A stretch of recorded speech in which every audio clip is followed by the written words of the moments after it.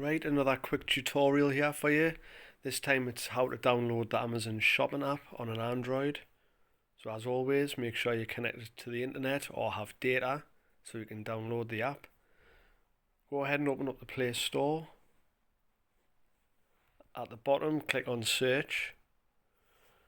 Tap in the search bar at the top, and then when your keyboard appears, just type in Amazon Shopping app.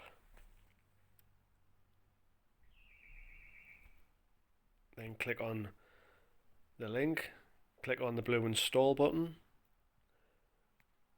That will now start downloading to your phone, and you'll see a progress bar. And then once it's downloaded, it'll start installing, which may take several minutes depending on your internet speed.